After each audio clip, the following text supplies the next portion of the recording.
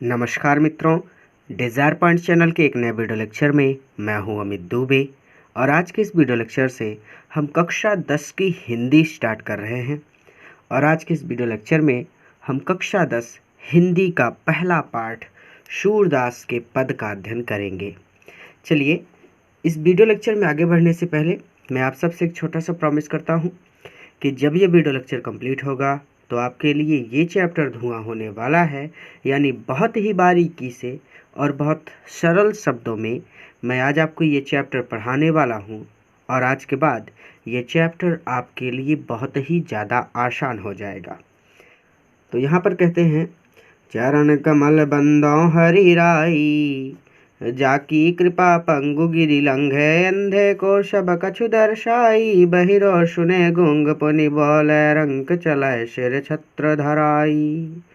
सूरदास स्वामी करुणामय, बार बार बंदो तिह पाई। यहाँ पर इस पद्यांश में सूरदास जी ने भगवान श्री कृष्ण की महिमा का वर्णन करते हुए उनके चरण कमलों की वंदना की है। ठीक है, देखिए यहाँ पर सूरदास जी क्या कहते हैं कि चरण कमल, भगवान श्री कृष्ण के जो चरण हैं वो कमलवत हैं, अर्थात भगवान श्री कृष्ण के कमलवत चरणों की या फिर कमल रूपी चरणों की बंदो हरिराई मैं वंदना करता हूँ। सूरदास जी कहते हैं हरिराई मतलब भगवान श्री कृष्ण, ठीक है, और चरण कमल यानी भगवान श्री कृष्ण के कमल रूपी चरण। ठीक है, तो सूरदास जी कहते हैं कि हरिराई यानी भगवान श्री कृष्ण के कमल रूपी चरणों की मैं वंदना करता हूँ। आगे, जाकी कृपा, जिनकी कृपा से पंगु लंगड़ा व्यक्ति भी गिरी पहाड़ को लंघे पार कर जाता है।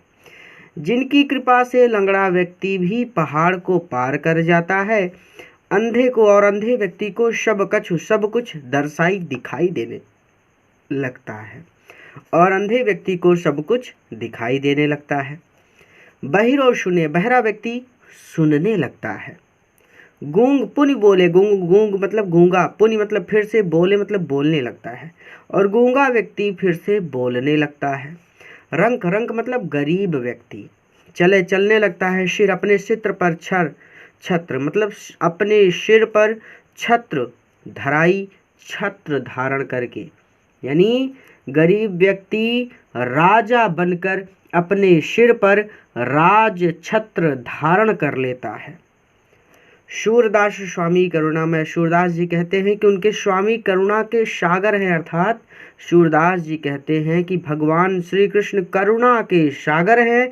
अब बार बार बंदो तिह पाई, और मैं बार बार बंदो वंदना करता हूँ, तिह पाई उनके कमल रूपी चरणों की।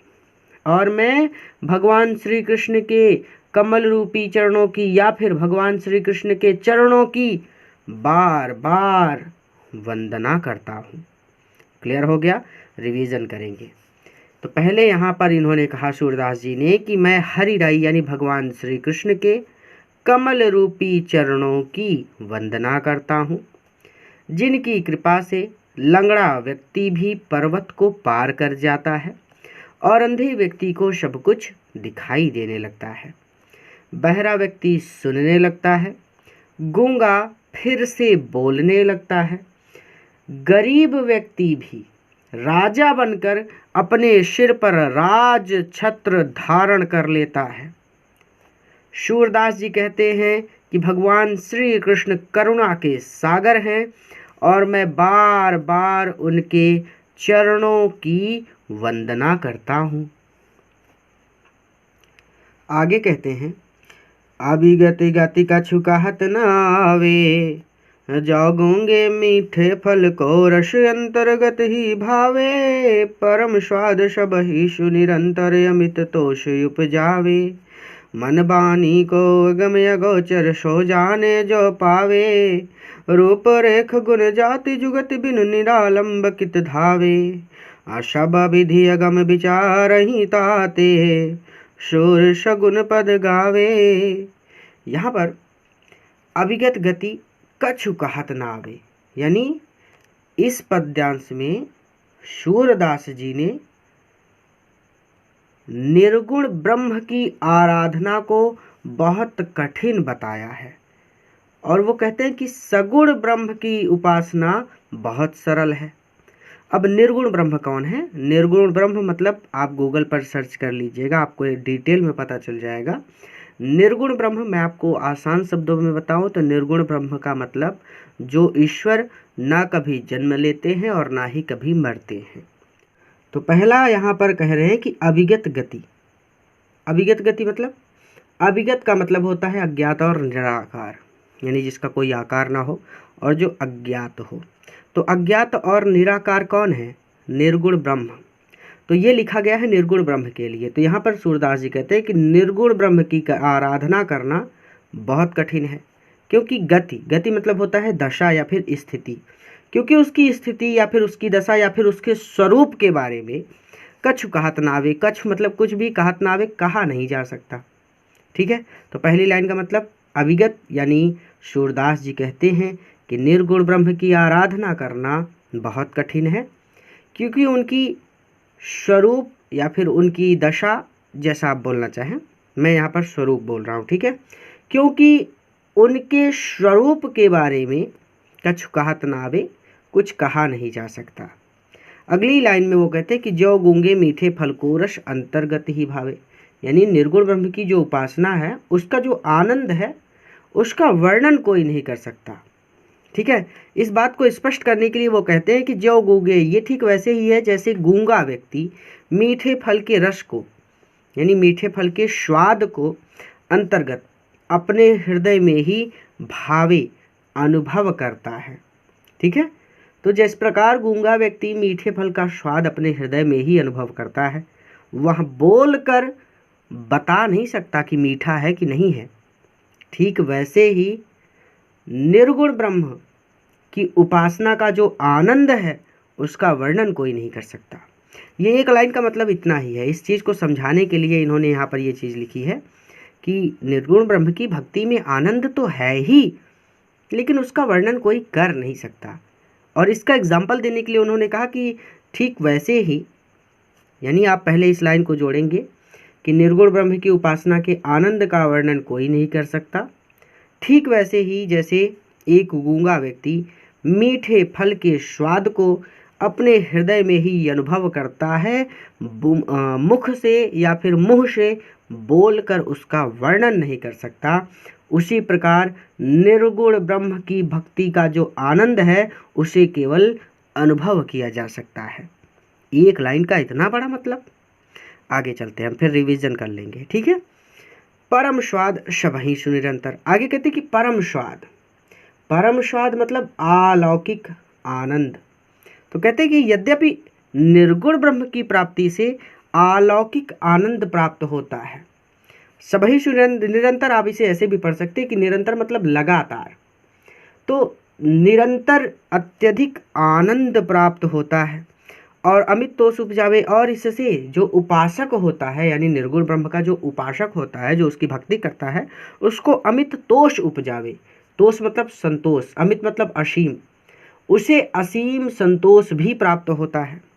तो इस लाइन का मतलब ये हो गया कि यद्यपि निर्गुण ब्रह्म की प्राप्ति से निरंतर अत्यधिक आनंद प्राप्त होता है और उपासक को उससे असीम संतोष भी प्राप्त होता है। अब मन वाणी को अगम अगोचर, मन वाणी मतलब मन और वाणी, और अगम अगोचर, अगम मतलब, अगम का मतलब यहाँ पर है जहाँ पहुँचना कठिन हो, और अगोचर का मतलब है जो इंद्रियों की गति से परे हो। ठीक है, तो यहाँ पर वो कहते हैं कि मन वाणी को अगम अगोचर, यानी मन और वाणी द्वारा उस ईश्वर तक अगम है, यानी उस ईश्वर तक पहुँचा नहीं जा सकता। अब अगोचर को जो बोलेंगे, अगम का मतलब तो यही है ना, जहाँ पहुँचा न जा सके। अगोचर का मतलब जो इंद्रियों की गति से परे हो, यानी जो इंद्रियों की पहुँच से परे हो।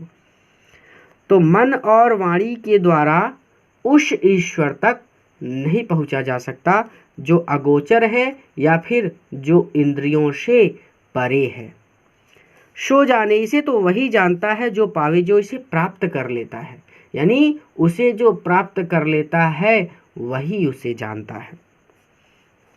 आगे कहते हैं रूप रेख गुण जाति जुगत बिनु। इस ईश्वर का ना कोई रूप है, ना रेख है, ना आकृति है। रेख मतलब आकृति।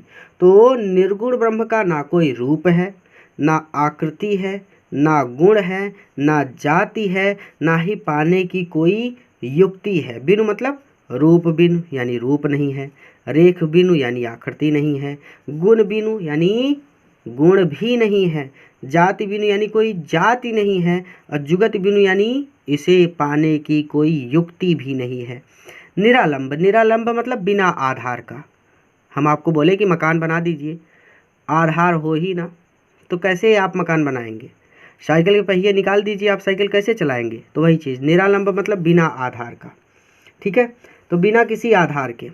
तो ऐसे में बिना किसी आधार के, क्योंकि ईश्वर का कोई रूप नहीं है, कोई आकृति नहीं है, कोई आकार नहीं है, पाने की कोई युक्ति नहीं है, तो ऐसे में भक्त का मन जो है ना वो निरालंब हो जाएगा। यानी बिना किसी आधार के कित धावे, यहाँ वहाँ भटकता फिरेगा।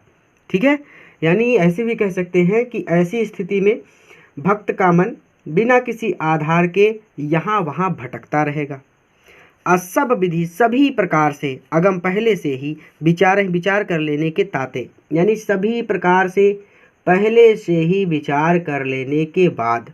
शूरदास जी शगुन पद गावे, शगुन पद का गान करते हैं। अर्थात शगुन पद का मतलब आप शगुन पद भी लिख सकते हैं या फिर आप लिख सकते हैं श्री कृष्ण की लीला के पद। शगुन मतलब श्री कृष्ण की लीला और पद मतलब पद, तो श्री कृष्ण की लीला के पदों का गान करते हैं। ठीक है, तो सभी प्रकार से पहले से ही विचार कर लेने के बाद सूरदास जी श्री कृष्ण की लीला के पदों का गान करते हैं। रिवीजन करें, देखिए पहली लाइन में इन्होंने कहा कि अविगत, अविगत मतलब सूरदास जी कहते हैं कि निर्गुण ब्रह्म की आराधना करना बहुत कठिन है, क्योंकि उनके स्वरूप के बारे में कुछ भी कहा नहीं जा सकता, और उनकी जो भक्ति का आनंद है उसका वर्णन भी कोई नहीं कर सकता। ठीक वैसे ही जैसे एक गूंगा व्यक्ति मीठे फल के स्वाद को अपने हृदय के अंदर ही महसूस करता है, या फिर इसे ऐसे भी कह सकते हैं जिस प्रकार गूंगा व्यक्ति मीठे फल का स्वाद अपने हृदय में ही अनुभव करता है, बोलकर उसका वर्णन नहीं कर सकता। ठीक उसी प्रकार निर्गुण ब्रह्म की भक्ति के आनंद का केवल अनुभव किया जा सकता है। आगे परम स्वाद सबहि सुनिरंतर अमितो सुपजावे। अब आगे कहते हैं कि यद्यपि निर्गुण ब्रह्म की प्राप्ति से निरंतर अत्यधिक आनंद प्राप्त होता है और इससे उपासक को असीम संतोष भी मिलता है, मन और वाणी के द्वारा उस ईश्वर तक नहीं पहुंचा जा सकता जो अगोचर है या फिर जो इंद्रियों से परे है। ठीक है, ऐसे भी कह सकते हैं कि मन और वाणी द्वारा उस ईश्वर तक नहीं पहुंचा जा सकता जो इंद्रियों से परे है, इसीलिए उसे अगम और अगोचर कहा गया है। और सो जाने जो पावे, यानी उसे जो प्राप्त कर लेता है वही उसे जानता है। रूप रेख गिनु, यानी सब वही बात कि निर्गुण ब्रह्म की कोई रूप नहीं है, यानी इसे ऐसे कहेंगे कि उस निर्गुण ईश्वर का ना तो कोई रूप है, ना आकृति है, ना गुण है, ना जाति है, और ना ही पाने की कोई युक्ति है। ऐसे में निरालंब कित धावे, ऐसे में भक्त का मन बिना किसी आधार के यहाँ वहाँ भटकता रहेगा। और सभी प्रकार से पहले से ही विचार कर लेने के बाद सूरदास जी श्री कृष्ण के लीला के पदों का गान करते हैं या फिर शगुन पद का गान करते हैं। आगे कहते हैं केलकत कान्ह घुटुर अनियावत, मन में कनक नंद के आगन बिंब पकड़िबे धावत, कबहु निरखि हरिया पुछाह क करिश पकड़न चाहत, किलकी हसत राजत द्वैदतियाँ पुनि पुनि तियव गाहत, कनक भूमि पर कर पग छाया, यहाँ उपमाइक राजत। करी करी प्रतिपद प्रतिमन, वसुधा कमल बैठ की साजत। बाल रछा दुख सुख निरखि यशोदा, पुनि पुनि नंद बुलावत।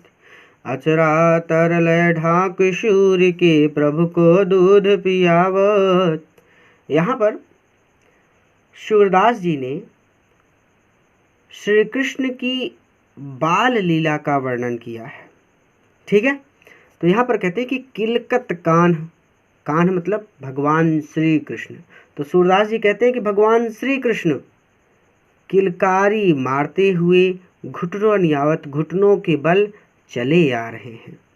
ऐसे भी कह सकते हैं कि बालक श्री कृष्ण किलकारी मारते हुए घुटनों के बल चल रहे हैं। मणिमय कनक नंद के आंगन, मणिमय मतलब मणियों से युक्त, कनक मतलब सोना। ठीक है, तो मणिमय मतलब मणियों से युक्त, कनक मतलब सोना, और नंद के आंगन यानी नंद के द्वारा बनाया गया आंगन। तो नंद के द्वारा बनाए गए मणियों से युक्त आंगन में। ठीक है, तो कनक यहाँ पर साइलेंट कर देंगे हम लोग। कनक का मतलब होता है सोना। ठीक है, तो हम मणि मतलब सीधा सीधा सोना हो जाएगा। ठीक है, अब बिंब पकड़बे धावत, वो बिंब पकड़ने के लिए, बिंब मतलब प्रतिबिंब, प्रतिबिंब मतलब परछाई, पकड़बे पकड़ने के लिए धावत दौड़ रहे हैं, और अपनी परछाई पकड़ने के लिए दौड़ रहे हैं। ठीक है, तो नंद के द्वारा बनाए गए मणियों से युक्त आंगन में अपनी परछाई पकड़ने के लिए दौड़ रहे हैं।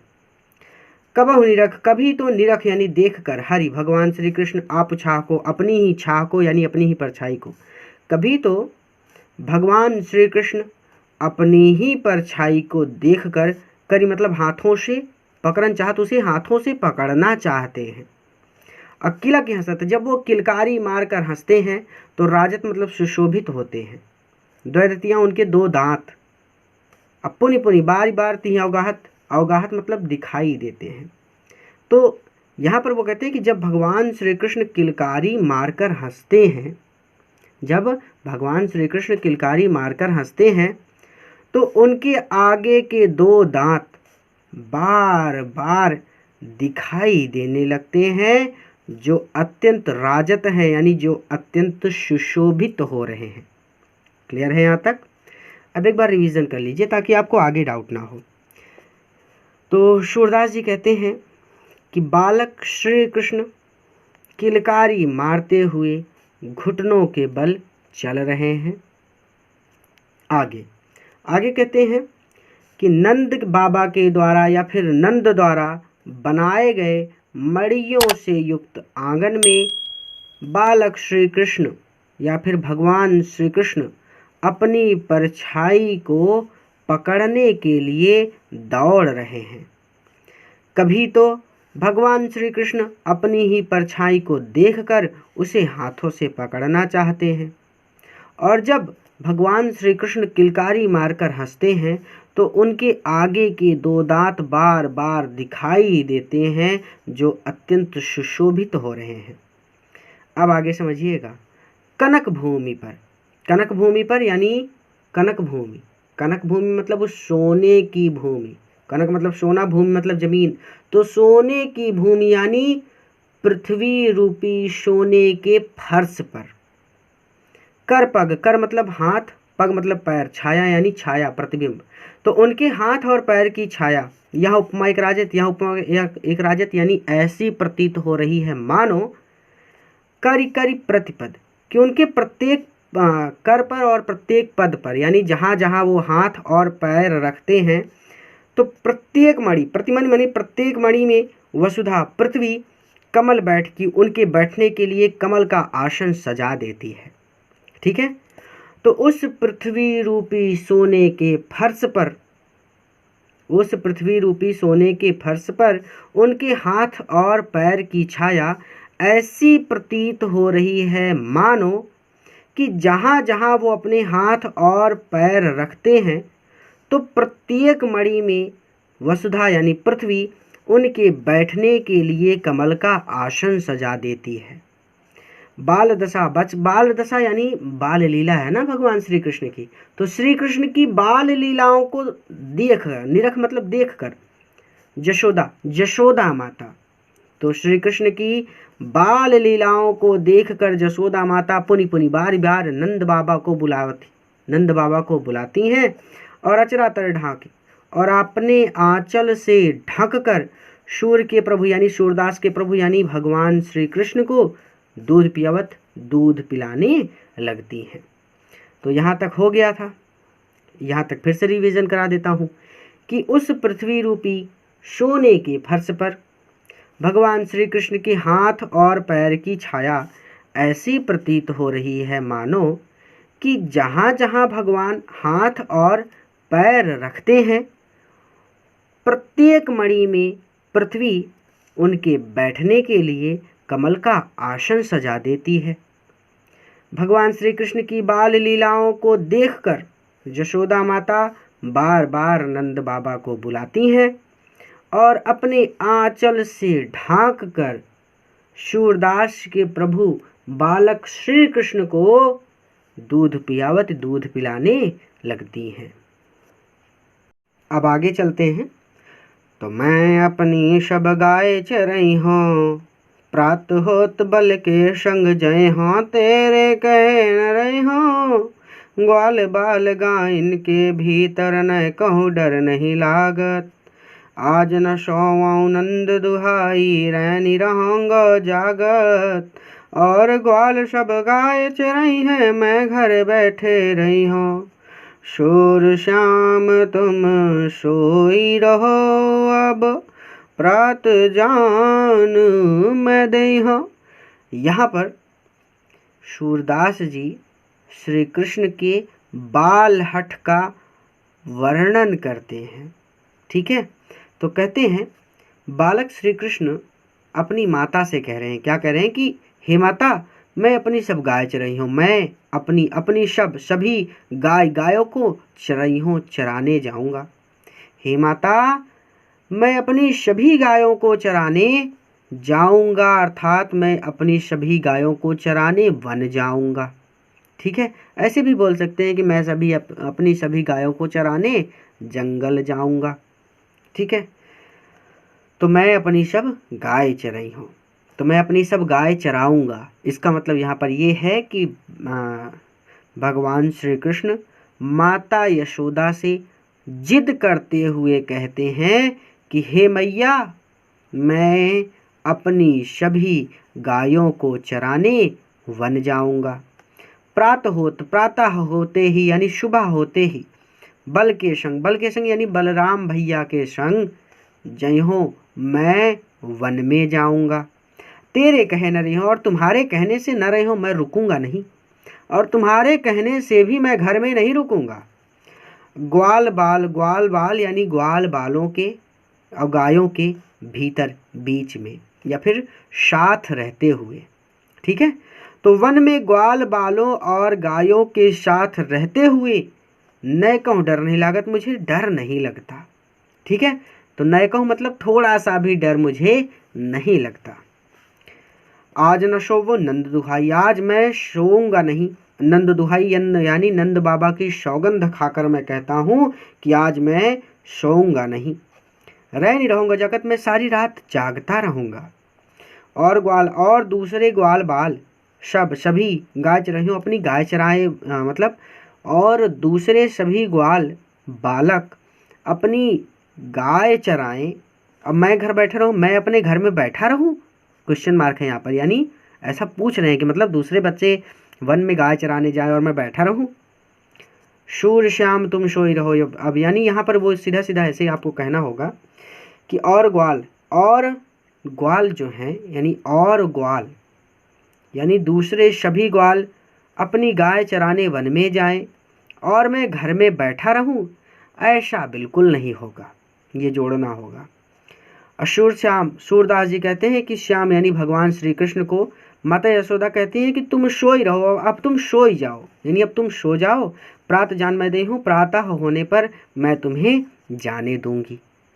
तो रिवीजन करने का मतलब यही है कि पहली लाइन में यहाँ पर ये चीज़ आप समझिए कि सूरदास जी कहते हैं कि बालक श्री कृष्ण अपनी माता यशोदा से जिद करते हुए कह रहे हैं कि हे मैया, मैं अपनी सभी गायों को चराने वन जाऊंगा और प्रातःकाल होते ही मैं बलराम भैया के संग जंगल चला जाऊंगा, या फिर प्रातः होते ही मैं बलराम भैया के साथ वन में जाऊंगा और तुम्हारे कहने से भी घर में नहीं रुकूंगा।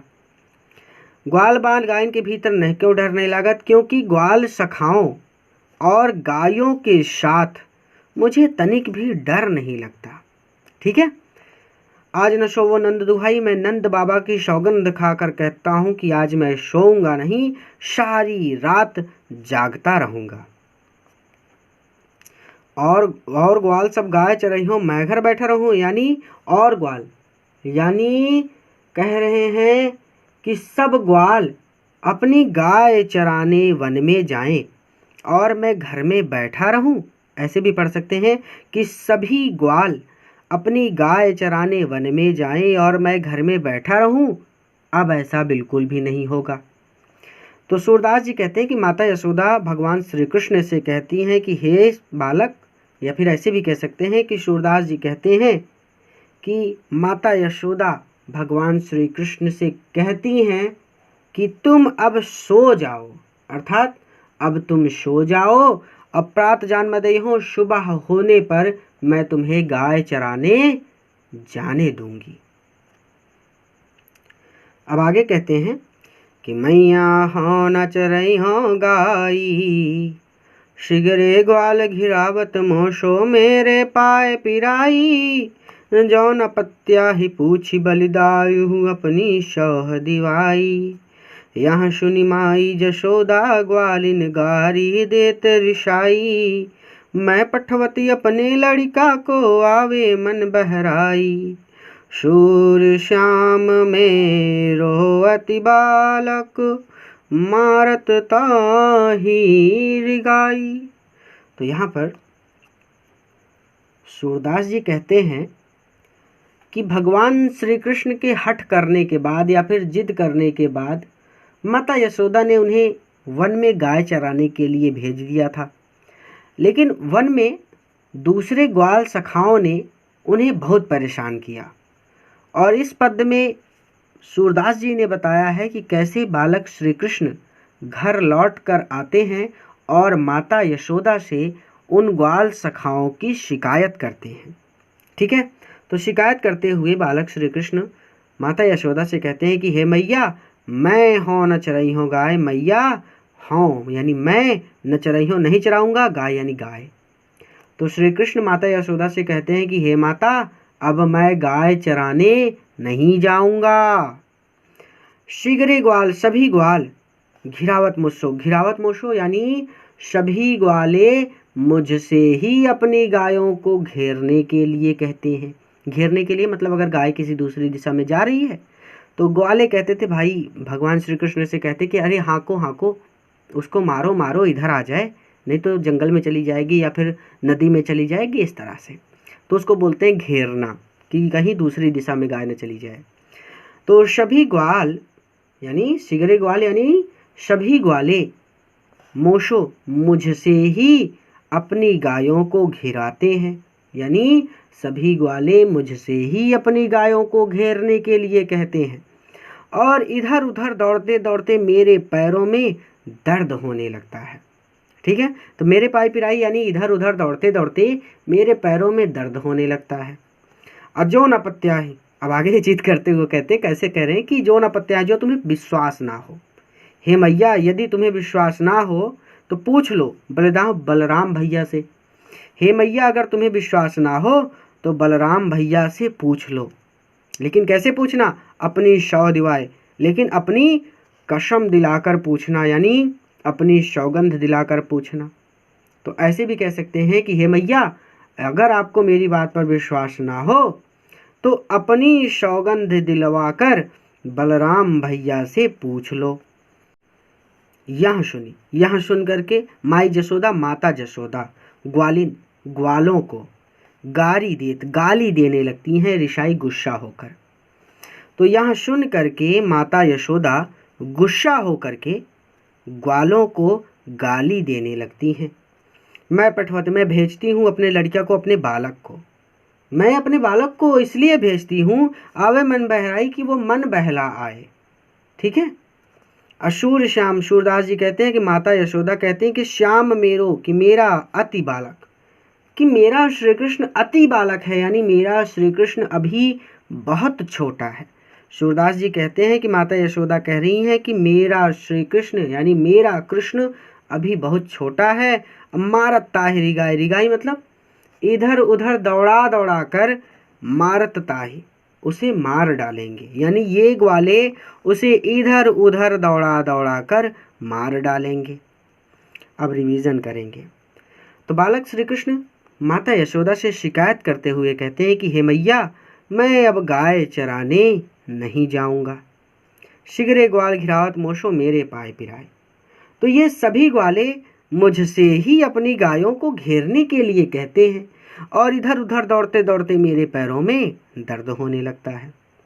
और अगर तुम्हें मेरी बात पर विश्वास ना हो तो बलराम भैया से अपनी सौगंध देकर पूछ लो। यहाँ सुनकर के माता यशोदा ग्वालों को गुस्सा होकर गाली देने लगती हैं। माता यशोदा कहती हैं कि मैं अपने पुत्र को भेजती हूँ, अर्थात मैं अपने पुत्र को वन में इसीलिए भेजती हूँ कि आवे मन बहराई, कि उसका मन बहल जाए। सूरदास जी कहते हैं कि मैया यशोदा कहती हैं कि मेरा कृष्ण बहुत छोटा है, ये ग्वाले उसे इधर उधर दौड़ा कर मार डालेंगे। आगे, सखीरी मुरली लीजे चोरी, जिनी गोपाल कीन्हे अपने बश प्रीति शबन की तोरी, छिनेक घर भीतर निष्बाशर धरत न कबहूँ छोरी, कबहूँ कर कबहूँ अधरनी काटे कबहूँ खोशत जोरी, ना जाने कछु मुइल मोहिनी राखे अंग अंग भोरी, सूरदास प्रभु को मन सजनी बाध्यो राग की डोरी। तो यहाँ पर गोपियाँ मुरली के प्रति भगवान श्री कृष्ण के प्रेम को देखकर उससे ईर्ष्या करने लगती हैं। तो सखीरी मुरली लीजे चोरी, तो एक गोपी दूसरी गोपी से कहती है कि हे सखी, भगवान श्री कृष्ण की इस मुरली को हमें चुरा लेना चाहिए। जिन गोपाल, जिस मुरली ने गोपाल भगवान श्री कृष्ण को कीन्हे अपने वश में कर लिया है। तो क्योंकि इस मुरली ने भगवान श्री कृष्ण को अपने वश में कर लिया है, अप्रीति सबन की तोरी, और इस मुरली के वश में होकर भगवान श्री कृष्ण भी प्रीति सबन की तोड़ चुके हैं, अर्थात भगवान श्री कृष्ण ने भी हम सभी गोपियों को भुला दिया है। ठीक है, तो इसको ऐसे ही लिखेंगे आप।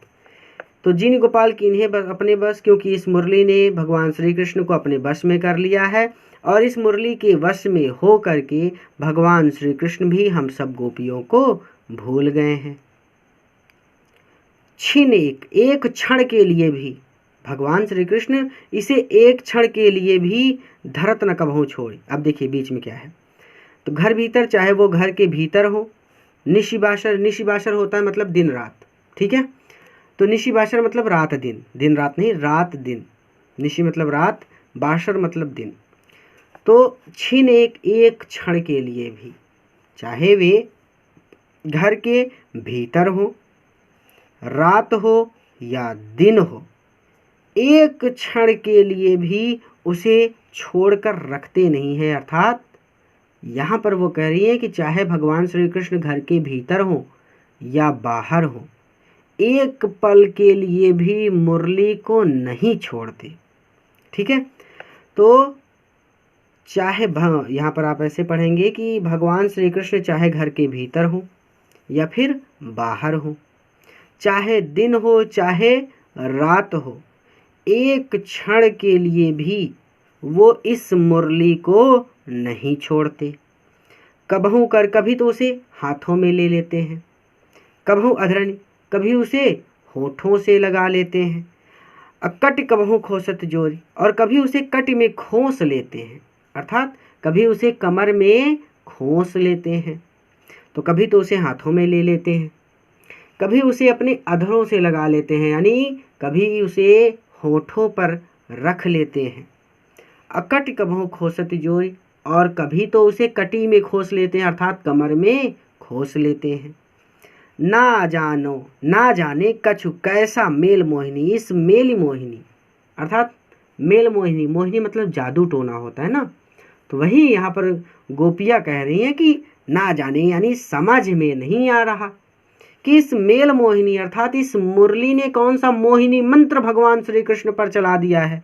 राखे अंग अंग भोर की, इसे अपने अंग अंग से राखे भोरी कि उसे अपने अंग अंग से लगाए रखते हैं। ऐसे भी कह सकते हैं कि समझ नहीं आ रहा कि इस मुरली ने भगवान श्री कृष्ण पर कौन सा मोहिनी मंत्र चला दिया है, जिसकी वजह से भगवान श्री कृष्ण उसके वश में हो गए हैं। रंग राखे अंग अंग भोर यानी उसे अपने अंगों से लगाए रखते हैं। ऐसे भी लिख सकते हैं कि भगवान श्री कृष्ण उसके वश में हो गए हैं। ठीक है। असूरदास प्रभु को मन सजनी, हे सूरदास जी कहते हैं कि गोपियाँ कह रही हैं कि प्रभु को मन, इस सजनी, सजनी यानी हे सजनी, गोपियाँ कह रही हैं कि हे सजनी प्रभु को मन, प्रभु को मन यानी श्री कृष्ण के मन को बांधो राग की डोरी, बांध लिया है इस मुरली ने, बांध लिया है। किससे बांध लिया है? राग की डोरी से, प्रेम की डोरी से। तो सूरदास जी कहते हैं कि गोपियाँ कह रही हैं कि हे सजनी, यानी वो अपनी सखी से कह रही कि हे सजनी, इस मुरली ने भगवान श्री प्रभु को मन यानी भगवान श्री कृष्ण के मन को प्रेम की डोरी से बांध लिया है। रिवीजन कर लेते हैं।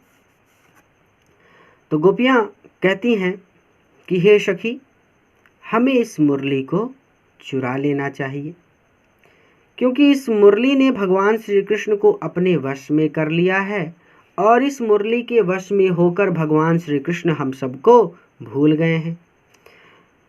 चाहे वो घर के भीतर हो या बाहर हो, चाहे दिन हो या रात हो, एक क्षण के लिए भी भगवान श्री कृष्ण उसे रखते नहीं हैं। ठीक है। इसे ऐसे भी कह सकते हैं कि भगवान श्री कृष्ण मुरली को छोड़ते नहीं हैं। ठीक है, कि चाहे वो घर के भीतर हो या बाहर हो, चाहे दिन हो या रात हो, एक क्षण के लिए भी भगवान श्री कृष्ण मुरली को नहीं छोड़ते। कभी तो उसे अपने हाथों में ले लेते हैं, कभी उसे अपने होठों से लगा लेते हैं, और कभी तो उसे अपनी कमर में खोस लेते हैं। ना जाने कछु मोल मोहिनी राखे अंगी अंगी भोर। आगे कह रहे हैं कि समझ में नहीं आता, हाँ, समझ में नहीं आता कि इस मुरली ने भगवान श्री कृष्ण पर कौन सा मोहिनी मंत्र चला दिया है, जिससे भगवान श्री कृष्ण इसे अपने अंग अंग से लगाए रखते हैं, या फिर जिसकी वजह से भगवान श्री कृष्ण उसके वश में हो गए हैं। सूरदास जी कहते हैं कि गोपियाँ कह रही हैं कि हे सजनी, इस मुरली ने भगवान श्री कृष्ण के मन को प्रेम की डोरी से बांध रखा है। ऊधो मोहि ब्रज बिसरत नाही, वृंदावन गोकुल बन उपवन सघन कुंज की छाही। प्रात समय माता जसुमती अरु नंद देख सुख पावत, माखन रोटी दह्यो सजायो अति हित साथ खवावत। गोपी ग्वाल बाल संग खेलत, सब दिन हसत शिरात। सूरदास धनि धनि ब्रजवासी, जिन सोहित जदुतात। तो यहाँ पर भगवान श्री कृष्ण, आप ऐसे इसको समझिए कि इस पद्यांश में सूरदास जी ने श्री कृष्ण की मनोदशा का चित्रण किया है, और यहाँ पर भगवान श्री कृष्ण उद्धव से बात कर रहे हैं। वो कहते हैं कि हे उद्धव, उद्धव यानी हे उद्धव मोहि, मुझे ब्रज बिसरत नहीं, मैं मुझे ब्रज नहीं भूल रहा। भगवान श्री कृष्ण उद्धव से कहते हैं कि हे उद्धव मोहि ब्रज बिसरत नहीं, यानी मैं ब्रज को भूल नहीं पा रहा। वृंदावन गोकुल वन उपवन सघन कुंज की छाही। आगे कहते हैं कि वृंदावन, ये तो नाम से ही स्पष्ट है, वृंदावन, वृंदावन को वृंदावन ही कहेंगे।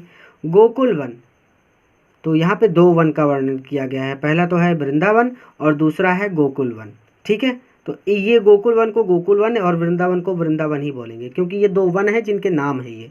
ठीक है, और उपवन, तो वृंदावन और गोकुल के वन और उपवन और उपवन, ये सभी मुझे याद आते हैं। इसके अलावा वो कहते हैं सघन कुंज की छाही और सघन कुंज। सघन कुंज क्या है? कुंज मतलब छोटे वृक्षों का समूह। ठीक है, और वहाँ के कुंजों की छाया या फिर छोटे वृक्षों की छाया मुझे याद आती है। क्लियर हो गया? अब बच्चों को बहुत डाउट होता है कि वृंदावन, गोकुल वन, उपवन 3 वन है। अब देखिए, वृंदावन यानी वृंदावन, दूसरी बात, और गोकुल के वन, गोकुल में भी वन है ना। आपके गांव में भी थोड़े बहुत तो वन होते ही हैं, जंगल तो होते ही हैं, थोड़े बहुत पेड़ पौधे होंगे। सिटी में रहते तो गार्डन होगा। तो वही चीज़, तो वृंदावन पहला वन है और गोकुल में जो वन है वो भी, और उसके अलावा उपवन भी। ठीक है, तो इसको आप ऐसे लिखेंगे कि वृंदावन और गोकुल के वन और उपवन सभी मुझे याद आते हैं। इसके अलावा सघन कुंज की छाई, अर्थात घनी कुंजों की छाया भी या फिर कुंजों की घनी छाया भी मुझे याद आती है। सघन कुंज का मतलब वही छोटे वृक्षों की छाया या फिर छोटे वृक्षों का समूह। ठीक है, तो सघन कुंज, कुंज मतलब वही छोटे वृक्षों का समूह। तो ये क्लियर हो गया। भगवान श्री कृष्ण कहते हैं उद्धव से कि हे उद्धव, मैं ब्रज को भूल नहीं पाता। वृंदावन और गोकुल के वन और उपवन मुझे याद आते हैं, और सघन कुंज की छाही और कुंजों की घनी छाव भी मुझे याद आती है। प्रातः समय यानी सुबह होने पर माता जसुमती, माता यशोदा, अरुनंद और नंद बाबा देख सुख पावत, मुझे देखकर सुख पाते थे, अर्थात मुझे देखकर प्रसन्न होते थे या फिर हर्षित होते थे और अत्यंत सुख का अनुभव करते थे। माखन रोटी दह्यो सजायो, तो माखन रोटी दह्यो सजायो यानी माता यशोदा मुझे माखन रोटी और दही सजाकर अतिहित बड़े प्रेम के साथ खवावत खिलाती थी। गोपी ग्वाल बाल संग खेलत, गोपियों ग्वाल बालों के संग खेलते खेलते, यानी मैं गोपियों और ग्वाल बालों के संग खेला करता था। और सब दिन हसत सिरात, सिरात मतलब बीत जाता था। ठीक है, तो सारा दिन सिरात हो जाता था, यानी सारा दिन बीत जाता था। तो मैं गोपियों और ग्वाल बालों के साथ खेला करता था और सारा दिन हंसते खेलते ही बीत जाता था। सूरदास धनी धनी ब्रजवासी, अब सूरदास जी कहते हैं कि ऐसे ब्रजवासी धनी धनी यानी धन्य हैं। तो ऐसे ब्रज, सूरदास जी कहते हैं कि ऐसे ब्रज के वासी धन्य हैं जिनसो हित जतुतात, जिनके हित की चिंता स्वयं जदुतात करते हैं, यानी स्वयं भगवान श्री कृष्ण करते हैं। ठीक है, तो वो कह रहे हैं कि सूरदास जी कहते हैं कि ऐसे ब्रजवासी धन्य हैं क्योंकि श्री कृष्ण स्वयं उनके हित की चिंता करते हैं। अर्थात अगर आपके हित की चिंता भगवान करने लगे तो कैसा मज़ा आ जाएगा। तब तो आपका कोई कुछ बिगाड़ ही नहीं सकता, क्योंकि भगवान को आपकी चिंता है। तो वही चीज़, तो भगवान से बड़ा हितैषी आपको कौन मिलेगा, यानी भगवान के अतिरिक्त ऐसा हितैषी और कौन मिल सकता है। तो रिवीजन करते हैं, क्योंकि थोड़ा सा भटक गए होंगे आप ये वृंदावन, गोकुल वन और उपवन के चक्कर में।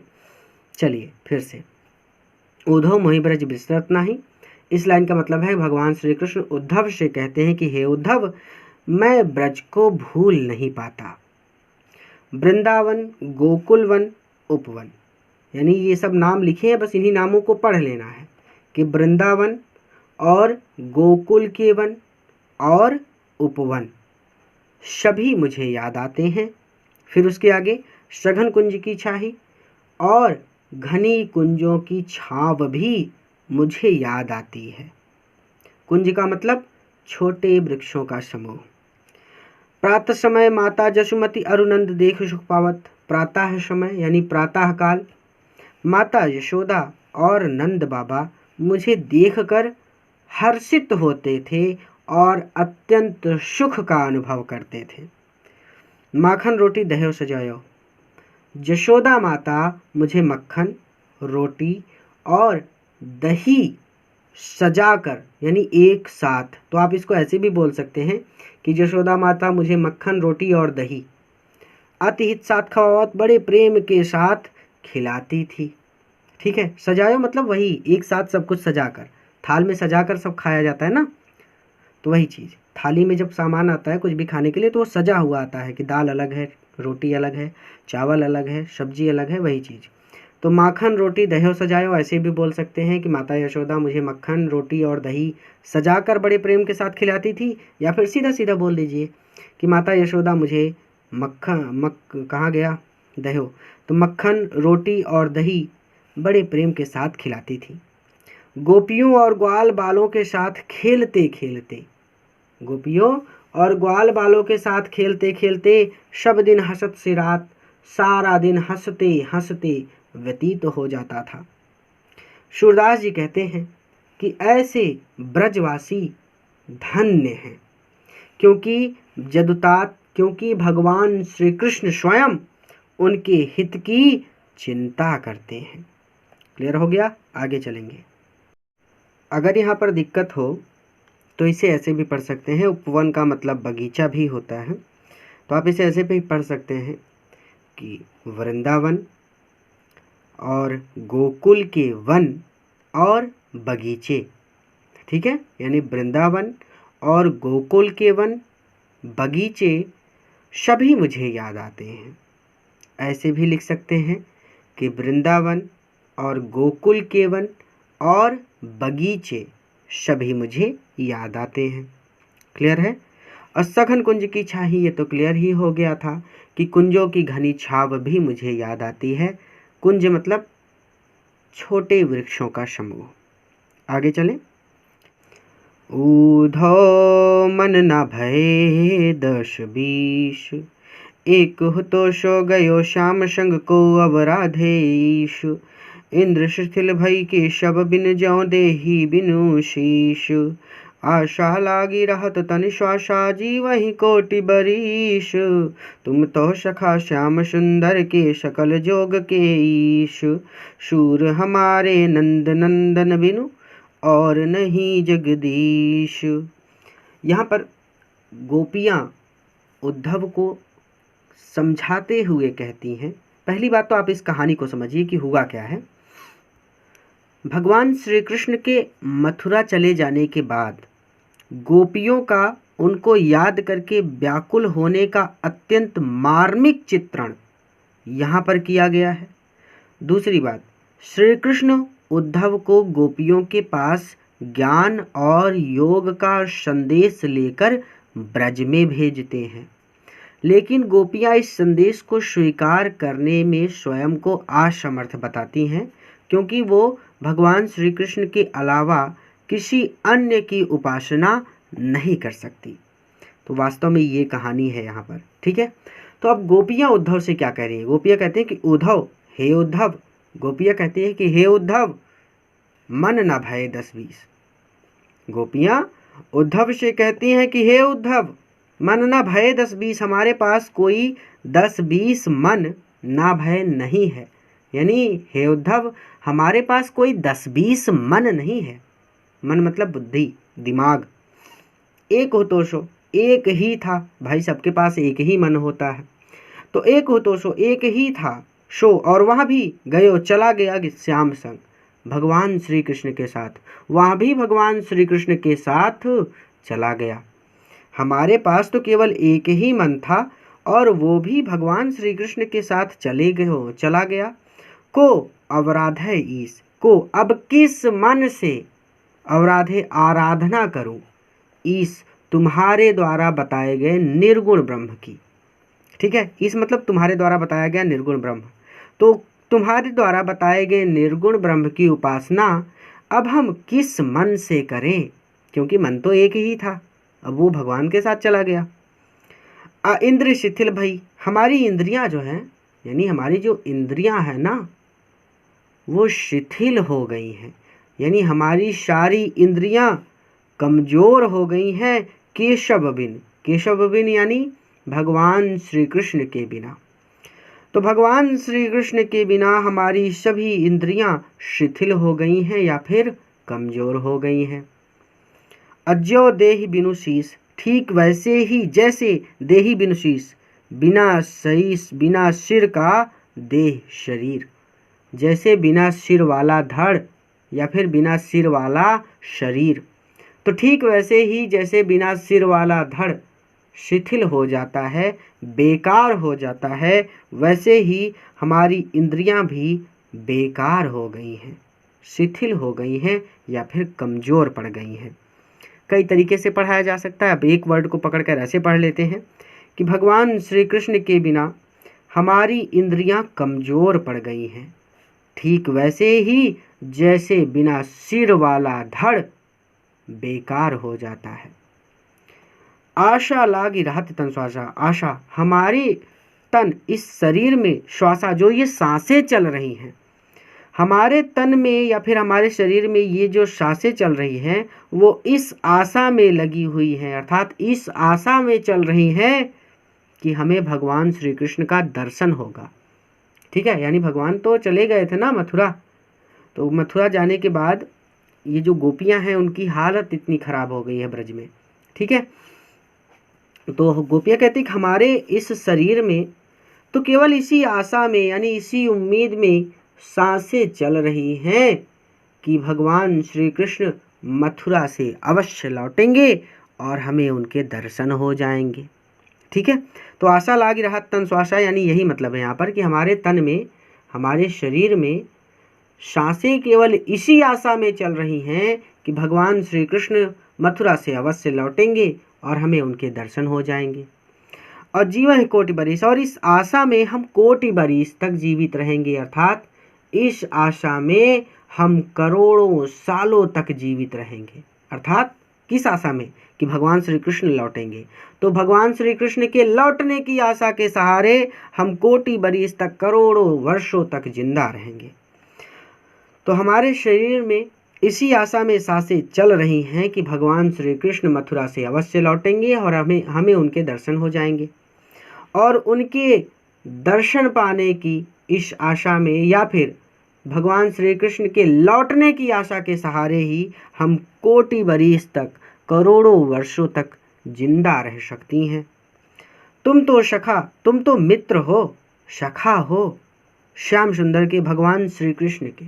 गोपियां उद्धव से कहती है कि हे उद्धव, तुम तो भगवान श्री कृष्ण के सखा हो, यानी तुम तो भगवान श्री कृष्ण के मित्र हो, सकल जोग के इस, और तुम सकल जोग के, जोग का मतलब यहाँ पर है योग से, और तुम सकल जोग के ईश हो, अर्थात तुम सकल जोगों के यानी संपूर्ण योग विद्या के उपायों के ईश्वर हो, यानी ज्ञाता हो। तो गोपियां उद्धव से कहती हैं कि हे उद्धव, तुम तो भगवान श्री कृष्ण के मित्र हो और सकल जोग के ईश हो, अर्थात संपूर्ण योग विद्या की ज्ञाता हो। अशूर हमारे नंद नंदन बिनु और नहीं जगदीश। सूरदास जी कहते हैं कि गोपियां उद्धव से कह रही हैं कि हमारे नंद नंदन बिनु, नंद नंदन कौन है? नंद के नंद यानी नंद नंदन यानी भगवान श्री कृष्ण। तो गोपियां उद्धव से कह रही हैं कि हम तुम्हें साफ साफ बता रहे हैं कि नंद नंदन बिनु यानी नंद जी के पुत्र श्री कृष्ण के अलावा, बिनु मतलब अलावा। तो सूरदास जी कहते हैं कि गोपियां उद्धव से कहती हैं कि हे उद्धव, नंद जी के पुत्र श्री कृष्ण के अलावा और नहीं जगदीश, जगदीश मतलब ईश्वर या फिर आराध्य, हमारा और कोई आराध्य नहीं है। ठीक है, या फिर हमारा कोई और ईश्वर नहीं है, यानी भगवान श्री कृष्ण ही हमारे ईश्वर हैं। रिवीजन कर लेते हैं। तो गोपियां उद्धव से कहती हैं कि उद्धव, कहाँ गया ये है, तो गोपियां उद्धव से कहती हैं कि हे उद्धव, हमारे पास कोई 10-20 मन नहीं है, हमारे पास तो केवल एक ही मन था और वो भी श्याम संग भगवान श्री कृष्ण के साथ चला गया। अब हम कौन से मन से आपके द्वारा बताए गए निर्गुण ब्रह्म की आराधना करें? हमारी इंद्रियां तो भगवान श्री कृष्ण के बिना शिथिल हो गई हैं, अर्थात भगवान श्री कृष्ण के बिना हमारी सारी इंद्रियां कमज़ोर हो गई हैं। ठीक वैसे ही जैसे बिना सिर वाला धड़ बेकार हो जाता है। आशा लागे राहत तन श्वासा, हमारे तन में तो केवल इसी आशा में सांसें चल रही हैं कि श्री कृष्ण मथुरा से अवश्य लौटेंगे और हमें उनके दर्शन हो जाएंगे।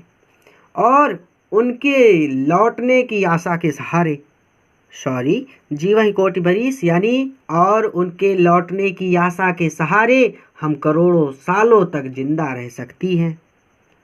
आगे वो कहती हैं कि हे उद्धव, तुम तो भगवान श्री कृष्ण के मित्र हो और सकल योग मतलब योग विद्या, ठीक है, और संपूर्ण सकल मतलब संपूर्ण योग मतलब योग विद्या के ईश हो अर्थात ज्ञाता हो। तो गोपियाँ उद्धव से कहती हैं कि हे उद्धव, तुम तो भगवान श्री कृष्ण के मित्र हो और समस्त या फिर संपूर्ण योग विद्या के ज्ञाता हो। सूरदास जी कहते हैं कि गोपियाँ उद्धव से कहती हैं कि हे उद्धव, हमारा नंद जी के पुत्र श्री कृष्ण के अलावा और दूसरा कोई ईश्वर नहीं है। आगे कहते हैं, उद्धव जाओ तुम्हें हम जाने, श्याम तुम्हें हान को नहीं पठयो, तुम हो बीच भुलाने, ब्रज नारिन सो जोग कहत हो, बात कहत न ल जाने, बड़े लोग न विवेक तुम्हारे, ऐसे भय अयाने, हम सो कही लई हम सही के, जिय गुनी ले हुसयाने, कहाँ अबला कहाँ दशा दिगंबर, मष्ट करो पहचाने, साच कहो तुमको अपनी सौ बूझत बात निदाने, शूर श्याम जब तुम्हें पठायो, तब नए कहूँ मुस्काने। यहाँ पर सूरदास जी ऐसे, आप इसका प्रसंग अगर आप समझना चाहें तो ऐसे समझ सकते हैं कि यहाँ पर इस पद्यांश में उद्धव और गोपियों के बीच हुए तर्क वितर्क का वर्णन किया गया है। गोपियाँ उद्धव से कहती हैं कि हे उद्धव, जाओ आप यहाँ से लौट जाइए, तुमको हम जाने, हम जान गए, आपको हम जान गए। गोपियाँ उद्धव से कहती हैं कि हे उद्धव, आप यहाँ से चले जाइए या फिर यहाँ से लौट जाइए, हम आपको जान गए।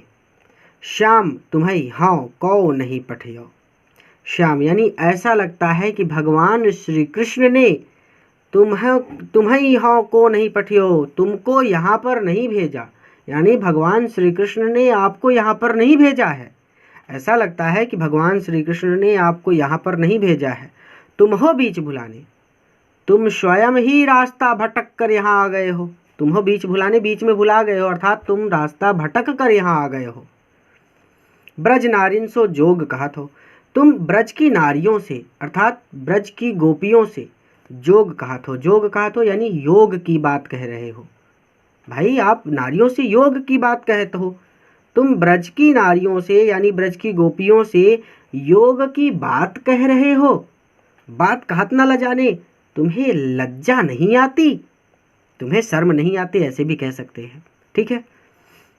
तो तुम ब्रज की नारियों से योग की बात कह रहे हो और तुम्हें लज्जा नहीं आती, योग की बात यानी प्रेम की बातें कर रहे हो हमसे, तुमको शर्म नहीं आती महिलाओं से ऐसी बातें करते हुए, ठीक है। अब बड़े लोग न विवेक तुम्हारे, अब आगे कहते हैं कि तुम भले ही बड़े लोग हो यानी तुम भले ही बुद्धिमान हो, ज्ञानी हो, परंतु हमें ऐसा लगता है कि विवेक नहीं है तुम्हारे पास, यानी तुम में विवेक नहीं है। बड़े लोग यानी यहाँ पर गोपियाँ कहती हैं कि तुम भले ही बुद्धिमान और ज्ञानी हो, यानी बड़े लोग हो, बड़े लोग मतलब तुम भले ही बुद्धिमान और ज्ञानी हो, परंतु तुम में विवेक बिल्कुल नहीं है। ऐसे भय अयाने, तुम तो ऐसी अज्ञानतापूर्ण बातें कर रहे हो, यानी तुम हमसे ऐसी अज्ञानतापूर्ण बातें क्यों करते हो। हमसो कही लई, हमसे तो कह दिया, हम सही के, और हमने ये सह भी लिया। तुमने ये बातें हमसे कह दी और हमने सह लिया। जिय गुण लेहु शयाने, लेकिन जिन गुई लेहु शयाने, यानी ब्रज में किसी और से ये बात मत कहना। जिय गुण लेहु शयाने यानी ब्रज में किसी और से ऐसी बातें मत करना। तुमने हमसे कह दिया और हमने सहन कर लिया, लेकिन ब्रज में किसी और से ऐसी बात मत करना। कहाँ अबला, कहाँ दशा दिगंबर, कहाँ अबला यानी कहाँ हम अबला, अबला स्त्री कहते हैं ना, तो वही वो कह रही है कि कहाँ अबला, कहाँ हम अबला नारी, कहाँ दशा दिगंबर, दशा दिगंबर कहाँ योग की दिगंबर, योग की दिगंबर, दिगंबर मतलब होता है वस्त्रहीन अवस्था, ठीक है। तो कहाँ दशा दिगंबर यानी इसको ऐसे पढ़ना होगा कि कहाँ योग की दिगंबर अवस्था, और कहाँ अबला, और कहाँ हम अबला नारी। मष्ट करो पहचाने, मष्ट करो पहचाने अर्थात अब तुम चुप हो जाओ। तो वो ज्ञान की बात बता रहे थे ना, योग की बात, की निर्गुण ब्रह्म से योग की बात बता रहे थे वो, तो इस बार वो हड़का रही है उनको, डांट लगा रही है, फटकार लगा रही है। इसे और अच्छे से समझना हो तो गूगल पर सर्च करके पढ़ लीजिएगा कि आखिर उद्धव ने कौन सा उपदेश दिया था गोपियों को, ठीक है। तो वो चीज़ें आप समझेंगे। तो यहाँ पर आप ऐसे भी समझ लीजिएगा, इसको ऐसे भी लिख सकते हैं कि दशा दिगंबर उपदेश उद्धव ने जो दिया था गोपियों को, वो सर्च कीजिएगा तो आ जाएगा, ठीक है। तो कहाँ अबला कहाँ दशा दिगंबर, अब हम दशा दिगंबर को दिगंबर अवस्था बोलेंगे, ठीक है। दिगंबर का मतलब वस्त्रहीन अवस्था। तो यहाँ पर वो कहती हैं कि कहाँ योग की दिगंबर अवस्था और कहाँ हम अबला नारियां, मष्ट करो पहचाने अर्थात अब तुम चुप हो जाओ, और जो भी कहना है अब सोच समझ कर कहना है, ठीक है। मष्ट करो पहचाने यानी अब तुम चुप हो जाओ, और जो भी बोलना आप सोच समझ कर बोलना। साच कहो तुमको अपनी शो, अपनी शो अब तुम सच सच बताओ, यानी साच कहो यानी अब तुम सच सच बताओ।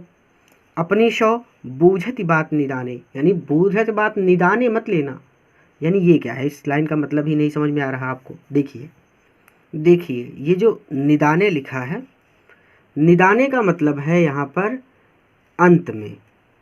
अब बूझती, बूझती मतलब बताओ, शौ शौ मतलब शपथ, साच मतलब सत्य, ठीक है।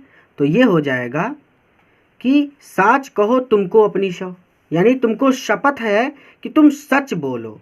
अब बूझत बात निदाने आखिरकार यानी अंत में, यानी अब सीधा सीधा इस पूरी लाइन का आप सीधा सीधा मतलब लिखेंगे कि अब तुम सच सच बताओ, ठीक है।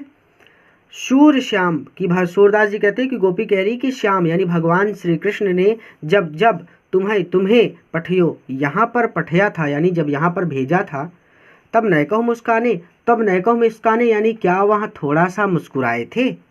तो साच कहो तुमको अपनी शव बूझत बात निदाने यानी अंत में, यानी एक एक वर्ड जोड़ेंगे तो बहुत गड़बड़ हो जाएगा।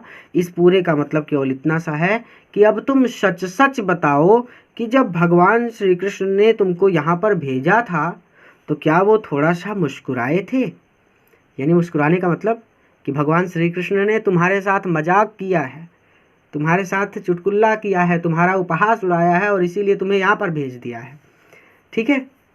अब पूरा रिवीजन करना हो तो उद्धव जाओ तुम्हें हम जानो, गोपियाँ उद्धव से कहते हैं कि हे उद्धव आप यहाँ से लौट जाइए, हम आपको जान गए हैं। श्याम तुम्हें यहाँ नहीं पठियो, यानी ऐसा लगता है कि भगवान श्री कृष्ण ने आपको यहाँ पर नहीं भेजा, तुम ही बीच भुलाने, तुम स्वयं रास्ता भटक कर यहाँ आ गए हो। ब्रज की नारिन सो जोग कहा थो, ब्रज की नारियों से यानी ब्रज की गोपियों से योग की बात कह रहे हो, कहत न लजाने, तुम्हें ऐसा कहते हुए लज्जा नहीं आती। बड़े लोग तुम भले ही बुद्धिमान और ज्ञानी हो, न विवेक तुम्हारे, लेकिन तुम्हारे पास विवेक नहीं है। ऐसे भय आयाने, तुम ऐसी अज्ञानता पूर्ण बातें हमसे क्यों करते हो। हमसो कहले ही हम सही गए, आपने हमसे ये सब बातें कही और हमने सहन कर ली, सही के यानी हम सहन कर गए, तो आपने हमसे ये बातें कही और हम सहन कर गए। जिय गुण लेव सयाने, लेकिन ब्रज में किसी दूसरी गोपी से ऐसा मत कहना। कहाँ अबला कहाँ दिशा में दिगंबर, तो कहाँ योग की दिगंबर अवस्था, यानी कहाँ योग की दिगंबर अवस्था और कहा हम अबला स्त्रियां। मष्ट करो पहचाने, मष्ट करो पहचाने यानी अतः अब तुम चुप हो जाओ और जो भी बोलना सोच समझ कर बोलना। साच कहो तुमको अपनी सौ बूझत बात नहीं जाने। अब तुम सच सच बताओ कि जब भगवान श्री कृष्ण ने तुमको यहाँ पर भेजा था तो क्या वो थोड़ा सा मुस्कुराए थे? इसके आगे जोड़कर लिखना चाहे तो इसका मतलब ये सीधा सीधा कि गोपी कहती है कि वो जरूर मुस्कुराए होंगे, तभी उन्होंने तुम्हें यहाँ भेजा है, क्योंकि वो तुम्हारे साथ उपहास कर रहे हैं। या फिर आप सीधा सीधा यही तक ख़त्म कर दीजिए कि क्या जब भगवान श्री कृष्ण ने तुम्हें यहाँ भेजा था तो क्या वो थोड़ा सा मुस्कुराए थे? अब आगे, निर्गुण कौन देश को वासी, मधुकर कही समझाऊ सौह दे बूझत साच नहासी। को है जनक कौन है जननी, कौन नारी को दासी, कैसे बरन भेष है कैसो की है रस में अभिलाषी। पावे गो पुन कियो आपनो जोरे करे गोमासी, सुनत मौन है रहे बावरो शूर शबै मतिनाशी। अब देखिए, यहाँ पर गोपियों ने निर्गुण ब्रह्म की उपासना का खंडन कर दिया पूरी तरह से और सगुण कृष्ण की भक्ति का मंडन कर दिया। यानी सीधे सीधे कि उद्धव की बात को पूरी तरह से गलत सिद्ध साबित कर दिया। ठीक है, खंडन और मंडन ये दो वर्ड यूज किए हैं हमने, चलिए कोई बात नहीं। तो अब गोपियाँ यहाँ पर उद्धव से कहती हैं कि हे उद्धव, निर्गुण, ये जो तुम्हारा निर्गुण है यानी ये जो तुम्हारा निर्गुण ब्रह्म है या फिर निर्गुण ईश्वर है, कौन देश को बासी, ये किस देश का बासी है, यानी किस देश का, बासी रोटी नहीं निवासी, ठीक है, बासी का मतलब निवासी। तो निर्गुण कौन देश को वासी, गोपियाँ उद्धव से कहती हैं कि हे उद्धव, ये तुम्हारा निर्गुण ईश्वर या फिर तुम्हारा निर्गुण ब्रह्म किस देश का निवासी है। मधुकर कह समझाओ सौह दे, यहाँ पर मधुकर का मतलब भंवरे से है, भंवरा समझ सकते हैं आप। कह समझाओ सौह दे, तो इसको साइलेंट करेंगे हम इसको ऐसे पढ़ेंगे, सौह दे मतलब कसम दिलाकर। तो हम तुमको शपथ दिलाकर कहती हैं समझाने के लिए, अर्थात हम तुमको शपथ दिलाकर सत्य पूछती हैं। अब बूझत साच, इसे सच सच समझना, ना हंसी यानी हंसी मत समझना, ये कोई हंसी मजाक नहीं कर रही हैं। तो बूझत साच ना हंसी यानी इसे कोई हंसी मजाक मत समझना। तो मधुकर कहीं समझाए सौह दे, इसका मतलब हम तुमको शपथ दिलाकर सत्य पूछती हैं। बूझत साच न हासी यानी कोई हंसी मजाक नहीं कर रही हैं। को है जनक, तुम्हारे इस निर्गुण ईश्वर का जनक कौन है, पिता कौन है। को है जननी, और इसकी जननी कौन है, अर्थात इसकी माता कौन है। कौन नारी, और इसकी नारी कौन है, अर्थात इसकी पत्नी कौन है। अको दासी, और इसकी दासी कौन है। दासी मतलब सेविका। कैसे वरण, उसका वरण कैसा है, अर्थात उसका रंग रूप कैसा है। भेष है कैसो, और उसकी वेशभूषा कैसी है। किन रस में अभिलाषी, और किन रस में अभिलाषी अर्थात उसे किस रस से अधिक लगाव है। किन रस में अभिलाषी अर्थात उसे किस रस से अधिक लगाव है। रस होते हैं ना, वो कह रही है कि कौन से रस से तुम्हारे निर्गुण ब्रह्म को अधिक लगाव है। पावे गो पुण्य कियो आपनो, यानी पावे गो तुम्हें मिलेगा, पुण्य कियो आपने तुम्हारे किए का फल, तुम्हें तुम्हारे किए का फल मिलेगा। जोरे करोगे गासी, अगर तुम हमसे गाशी करोगे, अर्थात अगर आप हमसे गाशी करोगे, गाशी मतलब छल कपट, तो अगर आप हमसे छल कपट करोगे तो अपनी करने का फल आप खुद ही पाओगे। अर्थात इसका क्या मतलब है, यहाँ पर गोपियाँ उद्धव को एक तरह से चेतावनी दे रही हैं, और चेतावनी देते हुए वो कहती हैं कि हमारी बातों का ठीक ठीक उत्तर देना। अगर तुमने हमारे साथ गासी की, अर्थात अगर तुमने हमारे साथ छल कपट किया तो उसका फल तो तुमको खुद ही मिलेगा, अर्थात उसका फल तुम खुद ही भुगतोगे। यदि तुम हमारे साथ छल कपट करोगे तो उसका फल खुद ही भुगतोगे। सुनत मैन है रहे बावरो, शूर शबै मतिनाशी। सूरदास जी कहते हैं कि गोपियों के इतने व्यंगात्मक तर्क को सुनकर उद्धव की मति नष्ट हो गई। यानी उद्धव का सारा विवेक ही समाप्त हो गया। अशुनत रह गयो बावरो, यानी वो ठगे रह गए। अर्थात तो सुनत मौन, मौन मतलब चुप रह जाना, रह गयो बावरो, बावरा मतलब जो पागल होता है ना उसको बोलते हैं बावरा। ठीक है, तो बावरा मतलब पागल होना। तो सुनत मौन है रहे बावरो, शूर शबै मत नासी।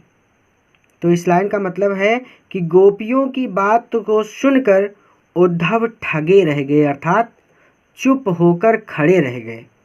तो गोपियों की बात को सुनकर उद्धव चुप होकर खड़े रह गए। और सूरदास जी कहते हैं कि सबय मतिनासी, अर्थात अनपढ़ गोपियों के सामने उद्धव का सारा ज्ञान नष्ट हो गया। ठीक है, तो गोपियों की बात को सुनकर उद्धव चुपचाप खड़े रहे। और सूरदास जी कहते हैं अनपढ़ गोपियों के सामने उद्धव का सारा ज्ञान नष्ट हो गया। तो फिर से रिवीजन कर लेते हैं कि गोपियां उद्धव से पूछती हैं कि हे उद्धव, ये निर्गुण ब्रह्म जो है आपका, ये जो निर्गुण ईश्वर है, ये किस देश का निवासी है? मधुकर कह समझाओ सौदे बूझ साचना हासी, यानी हम तुम्हें शपथ दिलाकर सच पूछती हैं, ये कोई हंसी मजाक नहीं कर रही हैं। तुम ये बताओ कि तुम्हारे निर्गुण ब्रह्म का जनक कौन है, पिता कौन है, पत्नी कौन है, जनक कौन है, माता कौन है और पत्नी कौन है और उसकी दासी कौन है, उसका रंग रूप कैसा है, उसकी वेशभूषा कैसी है और उसे किस रस से अधिक लगाव है। अब आगे गोपियां उद्धव को चेतावनी देते हुए कहती हैं कि हमारी बात का ठीक ठीक उत्तर देना।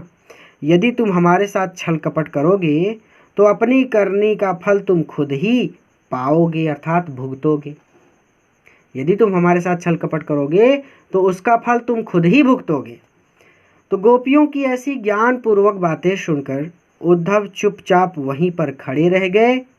बावरा मतलब पागल, तो हम नहीं बोलेंगे इतना, सीधा सीधा कि गोपियों की इतनी ज्ञान पूर्वक बातें सुनकर या फिर इतनी व्यंगात्मक तर्क सुनकर, ठीक है, व्यंग बोल रही ना एक तरह से, ताना मारना जिसको बोलते हैं कि बताओ इनकी पत्नी कौन है, बताओ इनकी दासी कौन है, तो ये सारी चीज़ वो ताना मारकर पूछ रही हैं। तो सुनत मौन रह गयो बावरो, तो क्या सुन रहे हैं, तो गोपियों का व्यंगात्मक तर्क।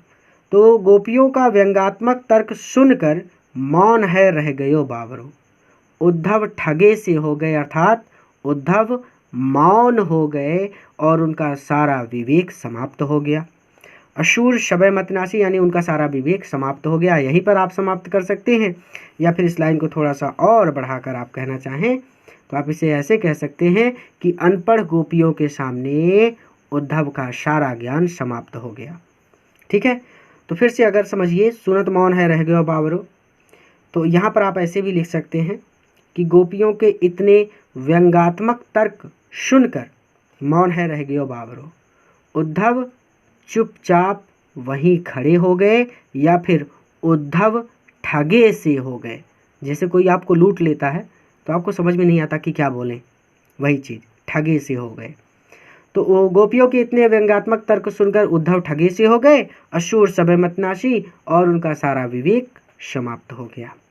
ठीक है, इस लाइन को आप ऐसे भी लिख सकते हैं कि अनपढ़ गोपियों के सामने उद्धव का सारा ज्ञान नष्ट हो गया।